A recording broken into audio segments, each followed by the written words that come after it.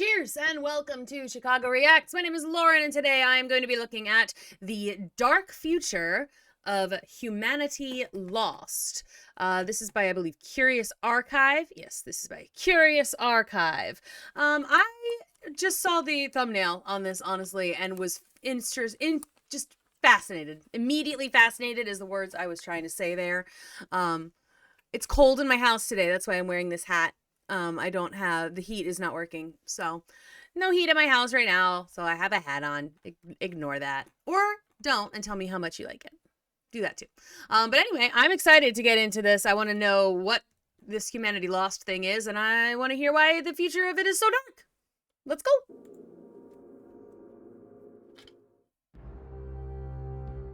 For as long as we've told stories about aliens, we've told stories about alien invasions. Tales of visitors from the beyond coming to lay waste to our planet. After all, one only has to look out into the darkness of the night sky to worry about what might lurk among the stars. But imagine the opposite scenario. Imagine if humanity's first interaction with alien life isn't them invading our planet, but us invading theirs. Ooh. What if, in a twist of cosmic fate, the most dangerous life form in the universe is us? Humanity Lost, a world-building project and graphic novel series by artist Callum Diggle, imagines a future where humans have merged with a godlike artificial intelligence and are now the most dangerous life forms in a galaxy full of aliens. Yikes. It's an exciting twist on the genre, in a story that features some particularly inventive speculative life forms. So, for this entry into the archive, I'll break down the universe and timeline of Humanity Lost, explaining how humans reached this point, the aliens who stand against their expansion, and what might come after. That is a really cool idea. Like that, I like that. Like the humans are the invading species. That's cool. That's a cool idea. At the start of the 26th century, humanity has yet to give itself over to the AI. Under the oversight of the United Earth government, humans populate every major celestial body in our solar system. On Earth's moon, giant lava tubes are terraformed and become home to great cities larger than any on Earth. Yet as humans seek out more and more distant planets, they soon... Really? On the moon? The moon's significantly... Okay. I was just saying the moon's a lot smaller, so why are the cities so huge? Doesn't matter. It doesn't encounter another sentient species, one which will set them on a path towards a dark future.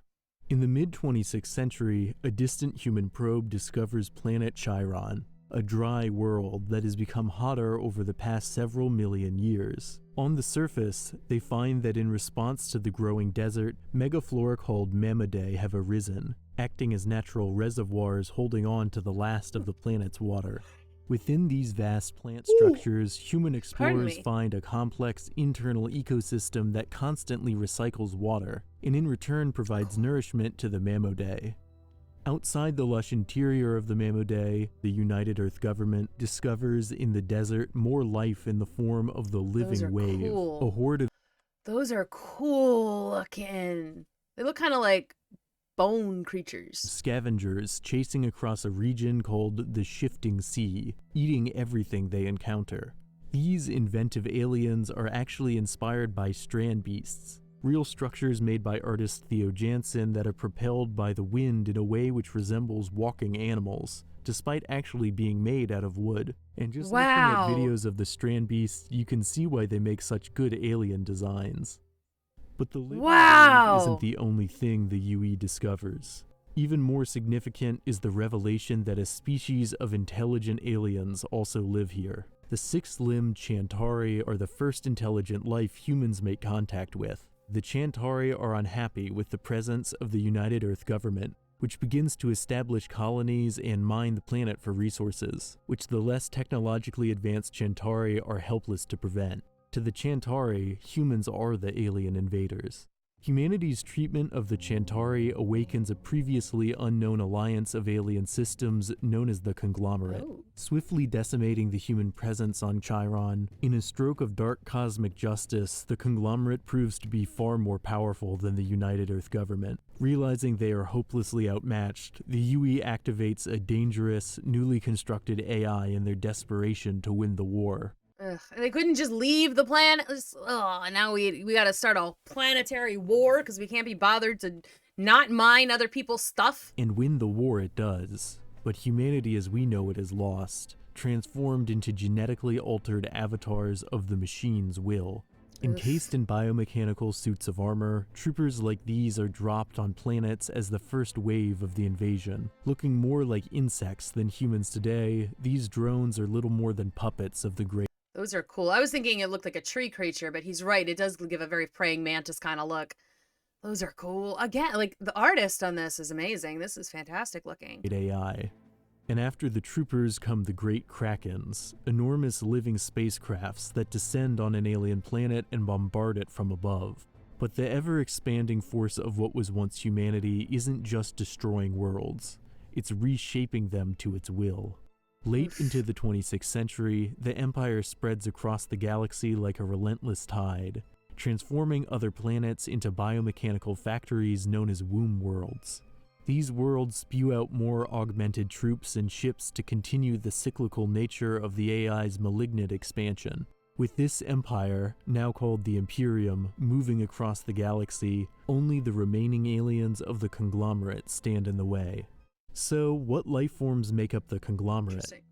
It's like the Imperium of Man? I don't think this is a Warhammer thing, but this is really cool. The founders of the Alliance are the Sus. This spacefaring species originally hails from planet Solace. It looks like Jean Jacket from Nope.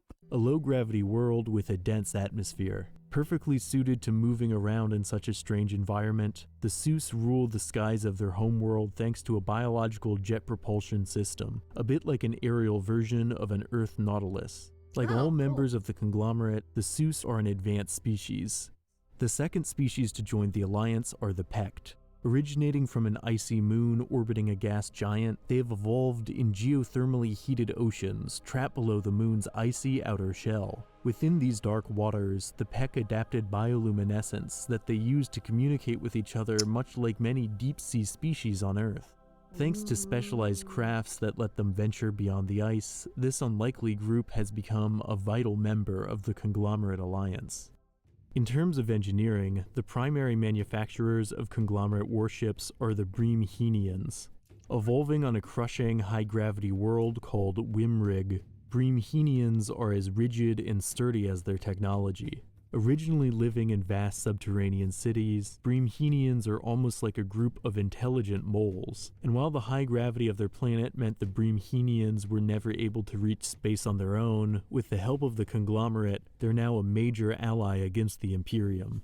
On the opposite end of the biological spectrum, the Velocians are a gelatinous, soft-tentacled species that paradoxically are some of the greatest warriors in the Alliance. With a culture of It looks like little jellyfish, like, arms. honor and tradition, the Velocians historically resolved almost any dispute through combat, in particular by way of the blade.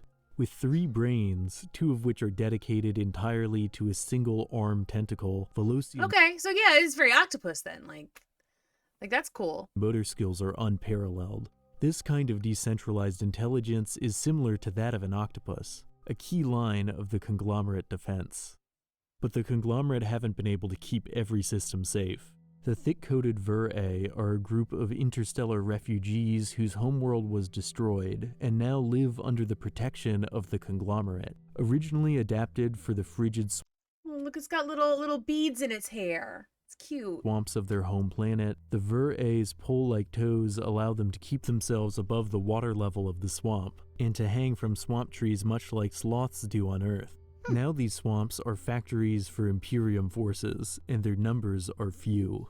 As the Imperium continues to spread, the conglomerate has had to make alliances with ancient enemies. The Gord are a bizarre species that have long been seen as impossible to ally with.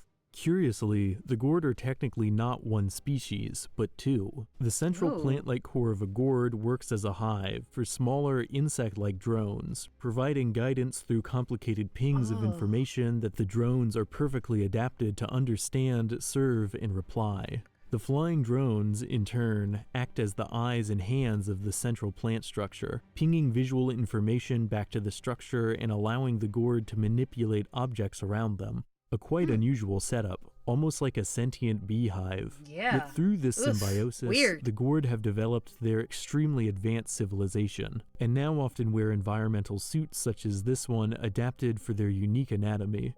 Look at all the bugs in there. Oh, it's just so many bugs.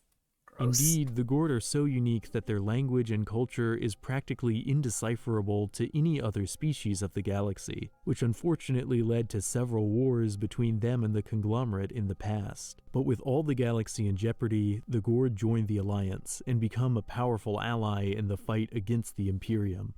But not all sentient species have joined the Conglomerate. The Tandrax are the single most technologically advanced species in the galaxy, so advanced they have little interest in the Imperium-Conglomerate conflict. They live solely within Dyson swarms, giant constellations of satellites that orbit a sun, absorbing all its energy.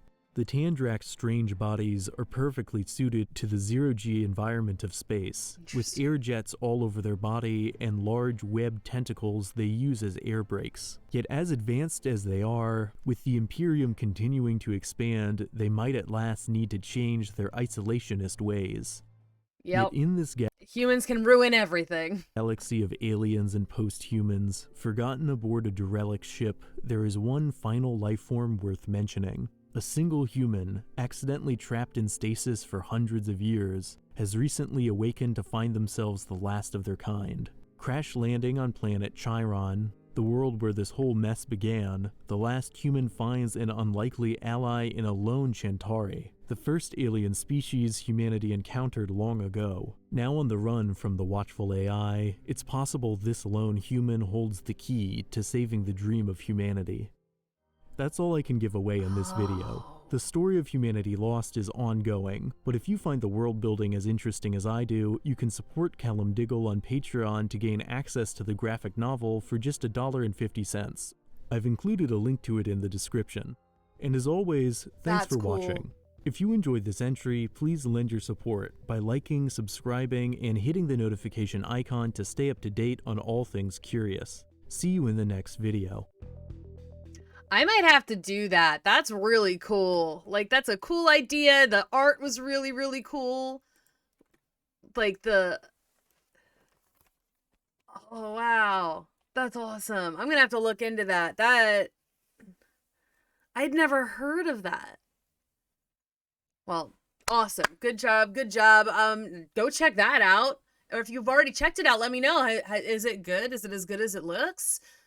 Should I, in fact, go and check? Because it looks awesome. Honestly, that looks really, really freaking cool. So, thank you all so much for watching. I hope you enjoyed. I hope that we've learned a little something about this really cool project today. Make sure that you hit that like button and subscribe to the channel, and I will see you all in the next video. Bye-bye.